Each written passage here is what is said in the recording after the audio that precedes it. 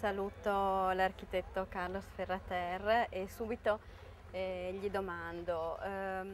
Saludo al arquitecto Carlos Ferrater e inmediatamente le pregunto, su poética del espacio natural, el paisaje, la naturaleza, la relación con el lugar. A menudo la arquitectura resulta hostil al paisaje porque es una modificación del mismo. Y lo vemos en los proyectos para el Jardín Botánico de Barcelona y también en la disposición del Paseo Marítimo de Benidorm. Pero usted consigue armonizar las dos cosas, arquitectura y naturaleza. ¿Nos podría explicar su poética del espacio, su genius loci? Nosotros en nuestro estudio hace ya 15 años que trabajamos con proyectos en los que el fondo siempre es la naturaleza y el artificio. Y a diferencia de otras arquitecturas que he visto muy presentes en esta bienal, en que se busca la forma por la forma con el dibujo del ordenador y no tienen una base en la construcción, nosotros hemos intentado pulsar las condiciones de un lugar. Empezamos en el Jardín Botánico en la montaña de Montjuïc, en que buscábamos cómo, a través de los mecanismos geométricos, de la geometría, encontrar un instrumento que nos permitiera reconocer la memoria y la herencia de un lugar, y no trabajar violentamente, con hostilidad sobre él, sino trabajar que fuera el propio lugar el que nos diera las pautas de la intervención. En ese sentido, nosotros siempre, detrás de un planteamiento geométrico, tenemos un planteamiento constructivo, porque si el botánico estaba ideado, una ideación abstracta, con la triangulación sobre la montaña, pero no tuviera la construcción de los muros de tierra armada, no sería posible, sería solo forma. Hoy, gracias a esa manipulación geométrica y a esa construcción, creo que en el botánico se ha conseguido obtener naturaleza, verdadera naturaleza, a partir del artificio, de lo artificial. Después hemos utilizado esa estrategia en muchos otros proyectos, a veces de forma parcial, en proyectos hipogeos, bajo tierra, como el gimnasio, como proyectos en otros lugares de la geografía española o extranjera, en el cementerio de Venecia, en el concurso internacional. Y finalmente yo creo que hemos logrado en el Paseo Marítimo de Benidorm, la síntesis de ese trabajo. O sea, por un lado, una geometría aleatoria en el origen, muy fuerte, pero que entra en los procesos matemáticos y tiene la capacidad de deformarse. Porque si la geometría, que es lo que creo que nosotros hemos inventado, que es esa capacidad de la geometría para deformarse en contacto con la realidad, si no, solo es artificio y solo queda la naturaleza. Nosotros hemos intentado conjugar las dos.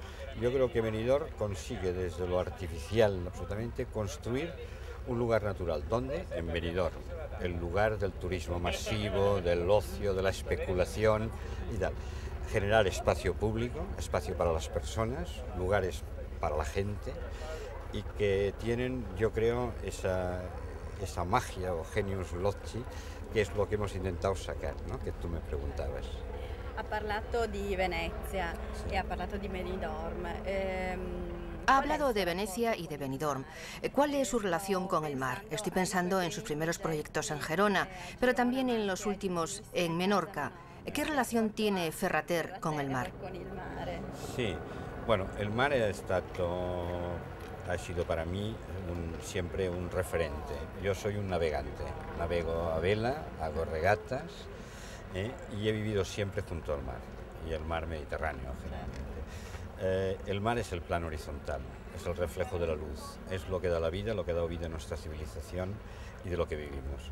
Yo creo que también lo he encontrado en Venecia, ¿no? En Venecia, en Grecia, en Turquía, en tantos lugares, ¿no? Y yo creo que esa condición mediterránea, ¿no? del mar y la luz es lo que está un poco en el trasfondo de muchos de mis proyectos, pequeñas casas, porque siempre mis casas tienen una relación no tanto con el contexto próximo, sino con el infinito, con el contexto lejano. Y eso es lo que te da el mar, el plano infinito del horizonte. La lección, la arquitectura cálida y visionaria de Gaudí, ¿qué tipo de relación tiene con esa identidad un arquitecto contemporáneo como Carlos Ferrater? ¿En qué medida está influenciado por esos maestros? Sí, yo creo que la influencia es enorme, porque yo creo que en Cataluña se sucede periódicamente. Existe una cultura subyacente que aparece en el modernismo, aparece con el GATPA, que el grupo Sert, Torres Clavé, vuelve a aparecer con el Coderch y Sostres y tal, y vuelve a aparecer, yo creo, en mi generación, ¿no? Que volvemos a tomar los mismos presupuestos de esas arquitecturas del movimiento moderno o del modernismo para trabajar desde lo contemporáneo, desde lo actual, pero siempre con las raíces. Ahora estoy haciendo proyectos en Paseo de Gracia, intentando absorber la herencia cultural, ¿no?, que tengo de la cultura sumida, ¿no? Y en ese aspecto yo creo que trabajo también como trabajaban ellos, no solo con la luz y la topografía y la geografía, sino también con la geometría. Pero es una geometría quizá más compleja, no es una geometría de cuerpos sólidos y volúmenes como el movimiento moderno, es una geometría que trabaja sobre la estereometría del espacio. Es una geometría que permite trabajar las articulaciones y ver cómo la luz incide en ellas. Y esta es una identidad típica también no solo de los países latinos, sino sobre todo de Cataluña, es verdad. Usted ha hablado antes de Turquía, yo hablo de Italia. Podemos también hablar de España, como es obvio, o de todos los países latinos. Su arquitectura está muy vinculada al lugar y a las raíces, a su tradición. Pero ahora la metrópolis se encuentra en otro lugar. Estoy pensando en Shanghái más que en Kuala Lumpur.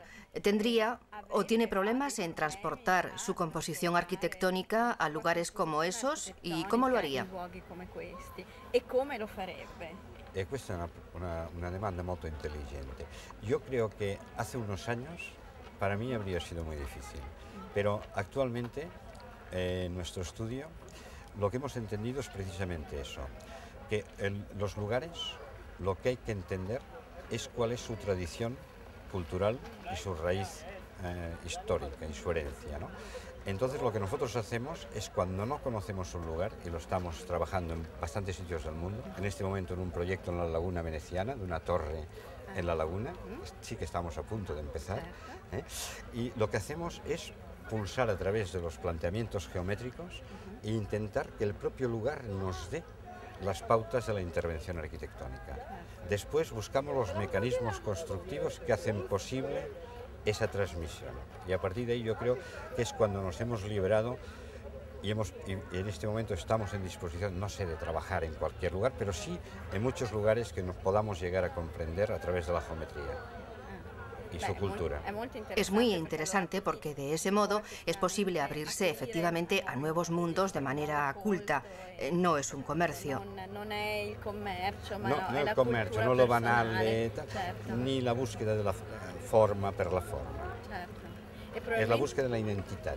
Y probablemente en todo ello es fundamental también el uso de los materiales. Pero no quiero hablarle o preguntarle de materiales naturales o tradicionales.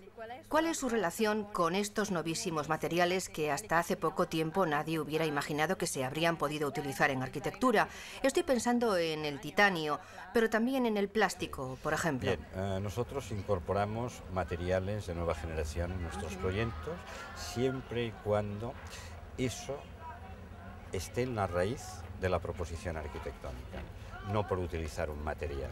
Por ejemplo, en Benidorm nosotros vamos a construir ese paseo marítimo de 1,5 kilómetros, lo vamos a construir con una cáscara de 8 centímetros, armada con fibras y con morteros tixotrópicos de ultísima generación, o sea, de una altísima tecnología, con moldes in situ, y que eso no era posible hasta el momento, porque ¿cómo construir 1,5 kilómetros de una estructura alabeada, increíble, de una geometría mórbida, ¿no?, si no tienes esas tecnologías con las que puedes? Por eso yo decía que un proyecto, entender primero la tradición del lugar, después buscar el mecanismo constructivo, el material, los materiales, y en este caso de la última generación, para al final pues poder construir ese paseo, ese trozo de naturaleza artificial. Grazie mille, grazie Carlo Sferater. Moltes gràcies. Grazie mille.